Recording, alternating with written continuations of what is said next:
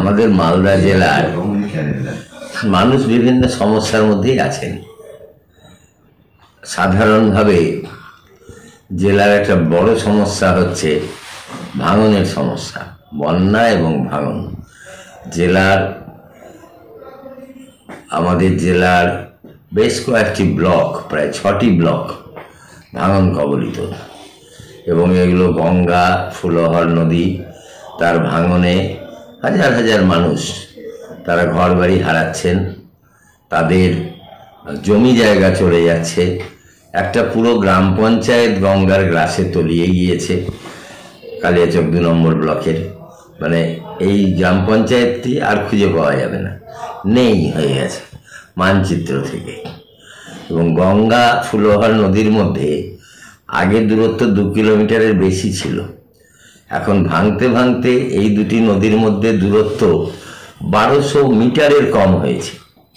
কোনোভাবে যদি ভাঙনের ফলে এই দুটি নদী মিলিত হয়ে যায়, তাহলে মালদা শহরও, ইংরেজবাজার শহর ভয়ঙ্কর বিপদের মধ্যে পড়বে। গঙ্গা তার দিক পরিবর্তন করে নিতে পারে, মানচিত্র পাল্টে যাবে।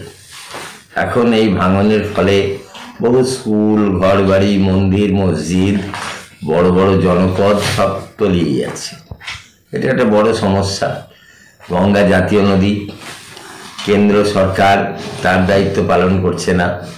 রাজ্য সরকার যে কেন্দ্রের উপরে উপযুক্ত চাপ তৈরি করা দরকার, এবং রাজ্য সরকারের যে পরিকল্পনা, সেই মাফিক ভাঙন রোধ করার জন্য কিছু অন্তত প্রচেষ্টা নেওয়া উচিত, তা দেখা যায় না। বন্যার সময় তখন কিছু তড়িঘড়ি বালির বস্তা ফেলা হয়, সেটা টাকা লুট করার জন্যই ফেলা হয়। টাকা লুট, টাকার মৎসব তৈরি হয়, প্রচুর টাকা অপব্যয় হয়ে যায়, কিন্তু সাধারণ মানুষের কিছু হয় না।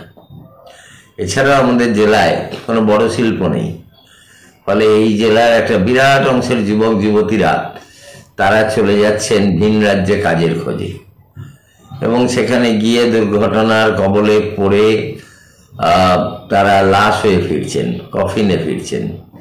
কিছুদিন আগেই মণিপুর থেকে আমাদের জেলার প্রায় 23 জন পরিযায়ী শ্রমিক তারা দুর্ঘটনায় প্রাণ হারিয়ে এখানে ফিরলেন, পচা গলা লাশ এখানে এলো।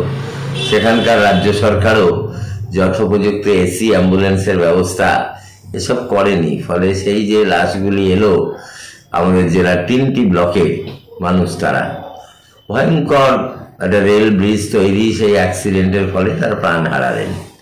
ভয়ঙ্কর দুর্ঘটনা। তো কিছুই হলো না। কতটা ক্ষতিপূরণ পাবে, কি পাবে না পাবে, সেই পরিবারগুলো প্রায় ভেসে গেল। এখন নেতা মন্ত্রী অনেকেই তখন এলেন গেলেন, কিন্তু তাদের পরিবারগুলোর পাশে কে কতটা থাকলেন কিছুদিন পরে সবাই ভুলে যাবে, বিস্মৃত হয়ে যাবে, বিস্মরণ হয়ে যাবে। এই জায়গাতেই আছে জেলার লক্ষ লক্ষ যুবক যুবতী, শুধু ছেলেরা না, মেয়েরাও, তারা সারা দেশের বিভিন্ন জায়গা, উত্তর পূর্বাঞ্চলের পাহাড়ি রাজ্য, আবার উত্তর ভারতের ধরুন দিল্লি, হরিয়ানা, রাজস্থান, পাঞ্জাব এবং সুদূর কাশ্মীরেও চলে যাচ্ছেন তারা আপেল বাগানে কাজ করার জন্য। অনেক সময় সামরিক বাহিনী তাদের হাতে ধরা পড়ছে, বিনা দোষে মার খাচ্ছে, বিনা দোষে তাদেরকে আটক করে দেওয়া হচ্ছে, পরে আবার নির্দোষ বুঝে ছাড়া হচ্ছে, কিন্তু তার আগে ভয়ঙ্কর মারধর হচ্ছে তাদের উপরে। তো এইসব নানান কিছু গোটা দেশ জুড়ে আছে। এই পরিযায়ী শ্রমিক আমাদের জেলায় যেহেতু কোনো কলকারখানা নেই, শিল্প নেই, তারা চলে যাচ্ছে। আর এছাড়া আমাদের জেলায় যেটুকু শিল্পের সম্ভাবনা ছিল, আম কেন্দ্রিক বা রেশম কেন্দ্রিক, তাও বিলুপ্ত হচ্ছে। এখন বিঘা বিঘা আম বাগান কেটে পরিষ্কার হয়ে যাচ্ছে, সেখানে প্লট তৈরি হচ্ছে, বাসস্থান তৈরি হচ্ছে। আম বাগান বলে আর কিছু আগামী দিনে মালদা জেলার মধ্যে থাকবে বলে মনে হয় না। আম বাগান শেষ হয়ে যাচ্ছে, রেশম চাষ প্রায় একেবারে শেষ হয়ে গিয়েছে।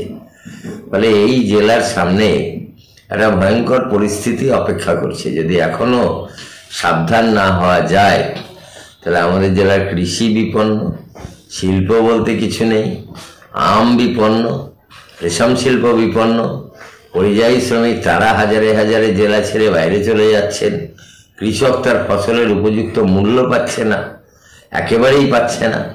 ফলে সব মিলিয়ে একটা অর্থনৈতিকভাবে ভয়ঙ্কর বিপদের মুখে দাঁড়িয়ে আছে আমাদের জেলা। এর বিরুদ্ধে আমাদের কৃষক সভা, ক্ষেতমজুর সংগঠন সেগুলি লড়াই আন্দোলনে আছেন, লড়াই আন্দোলন করছেন। ভাঙনে ক্ষতিগ্রস্ত মানুষের পুনর্বাসনের জন্য লড়াই হচ্ছে। গঙ্গা ভাঙনকে রুখতে হবে, তার জন্য বহু আন্দোলন, সভা, অবস্থান, মিছিল সব কিছু হচ্ছে। কিন্তু সার্বিকভাবে যে একে রুখবার জন্য একটা বিরাট আন্দোলন তৈরি করা দরকার সব দিক থেকে, তাকে আরও অনেক পরিকল্পনা মাফিক, আরও অনেক গুছিয়ে পরিকল্পনা মাফিক আমাদের করতে হবে। আমরা আশা করছি যে আমরা এই জেলার মানুষকে সাথে নিয়ে, জেলার দুর্দশাগ্রস্ত মানুষকে সাথে নিয়ে, অতীতেও আমরা বড় বড় লড়াই আন্দোলন করেছি, এখনও আমরা সেই সমস্ত আন্দোলনের মধ্যে দিয়ে যতদূর সম্ভব এই মানুষকে রক্ষা করতে পারবো, রক্ষা করার চেষ্টা নিতে হবে। আমাদের পারতেই হবে এই মানুষকে রক্ষা করার জন্য, আন্দোলনে সফল হতে হবে।